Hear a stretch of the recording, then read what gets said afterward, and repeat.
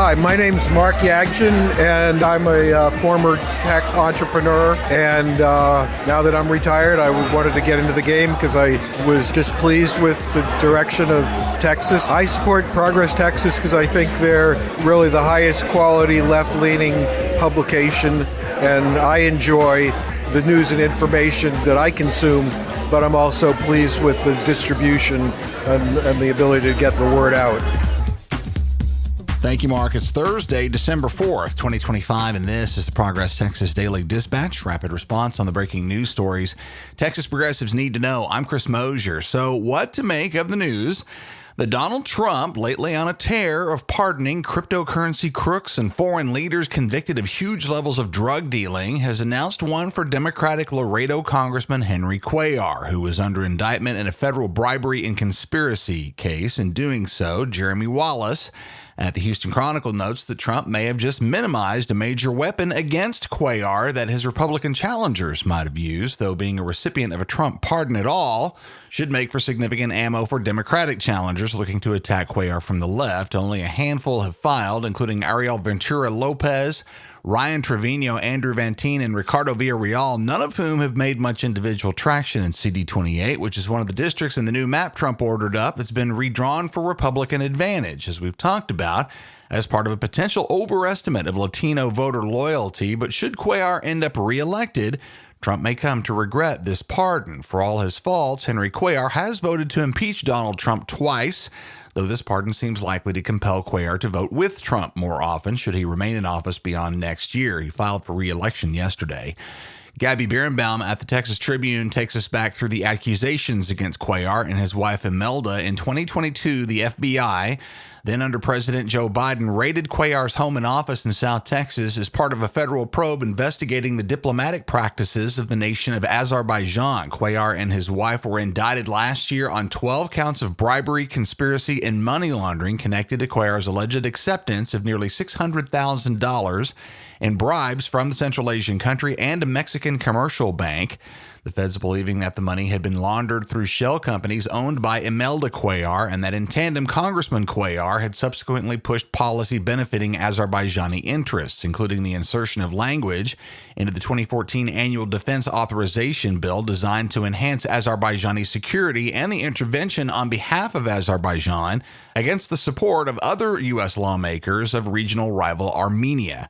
Bayless Wagner at the San Antonio Express-News notes that the Cuellars were accused by the Biden DOJ of having used this laundered money to pay taxes, settle credit card debts, make a $7,000 down payment on a new car, and spend thousands more at retail stores and restaurants, including $12,000 spent on a single dress. They allegedly also wrote themselves a series of checks from the shell companies labeled as rent for an office suite the Cuellars actually own themselves, depositing that money into their personal accounts. Two of Cuellar's political advisors pled guilty to conspiring with Cuellar to launder over $200,000 in bribes from that Mexican bank. It's the kind of corruption and the lifestyle that results that one could see Donald Trump viewing as not a big deal, considering the stuff that Trump himself is getting away with these days. Trump has framed this pardon as a counter to the Biden administration punishing Henry Cuellar for the congressman's opposition to Biden's immigration policies, and it appears to have been prompted by a letter to Trump from the Cuellar's two daughters, Catherine and Christina Cuellar, on their parents' behalf. Let's also note that another major Democratic player has expressed agreement with the Trump pardon of Henry Cuellar, and that's Democratic House Minority Leader Hakeem Jeffries of New York, who is also set to join an impending fundraiser for Cuellar's re-election campaign. Henry and Imelda Cuellar now join a curious and conspicuous club. Other Texans recently pardoned by Donald Trump include Austin native Ross Ulbricht, who had been serving a life sentence for operating the underground online marketplace Silk Road, which facilitated millions of dollars worth of illegal drug sales, including to kids, plus enabled the widespread trafficking of fake IDs and passports, hacking services and malware and weapons. Just yesterday, another Trump pardon related to Texas. Zoe Richards at NBC News says sports magnate Tim Wylicki had been accused, notably by Donald Trump's own Department of Justice, of having rigged the bidding process to develop the $375 million Moody Center, the 15,000-seat arena at the University of Texas at Austin, where you'll find major music events, UT basketball, and extremely expensive beer. And, of course, the many Texans among the roughly 1,500 people accused of storming the U.S. Capitol in Donald Trump's name under his banners on January 6, 2021, in an attempt to halt the congressional certification of the 2020 election. Maybe Henry Cuellar and George Santos can go bowling. Don't forget that starting this Sunday, December 7th, Progress Texas hits the FM dial in Houston. Our weekend In Progress Roundtable show is joining the regular lineup on Houston's KPFT 90.1 FM HD2 starting this Sunday and every Sunday morning thereafter from 11:30 to 12 noon. And with your support, we're hoping to do the same on radio stations across Texas next year. This new radio initiative we've taken on requires additional manpower and equipment outlays for Progress Texas, and now more than ever, we could use your help to keep doing what we do. See the show notes for links to learn more about and stream KPFT Radio in Houston.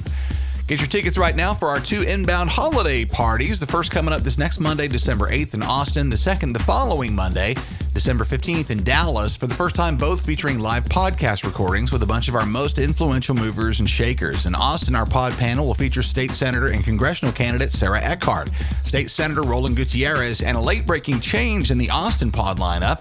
State Rep and candidate for Lieutenant Governor Vicki Goodwin, who's campaigning like crazy, as you know, has to be in South Texas for an event also featuring congressional candidate Bobby Pulido. But we're very happy that Austin City Council member Zoe Condry has agreed to join us. Zoe has just announced his own re-election campaign.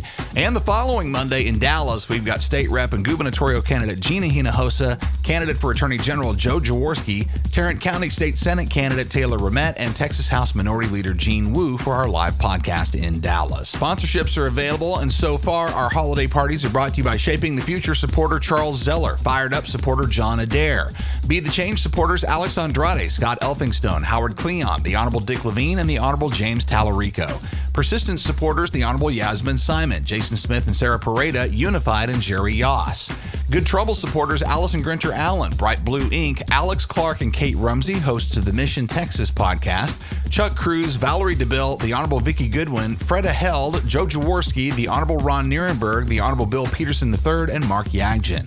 And Raise More Hell supporters Avow, Louis A. Bedford IV, the Honorable John Busey III, Stuart Campbell, Hannah Cutshaw, Bill Holston, the Honorable Donna Howard, Will Judy, Angela and Gary Kutak, Jenny Laughlin, Carol Orr, Jennifer Owen, Mark Ferris, Gary Potts, the Honorable Zoe Condry, Save Texas, Beth Stromberg, the Honorable Adam Swartz, and the Texas Progressive Caucus. Our mission at Progress Texas is to counter the billionaire and corporate-funded conservative disinformation machine, and we rely largely on listener support to keep doing what we do.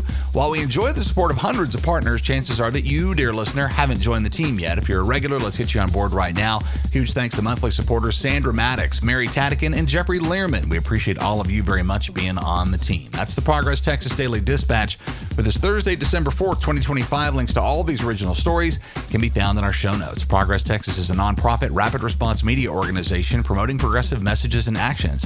While campaigns come and go, we're the permanent home for progressive media and action in the Lone Star State. I'm Chris Mosier. Thanks so much for listening. Have a great day. We'll see you again tomorrow morning.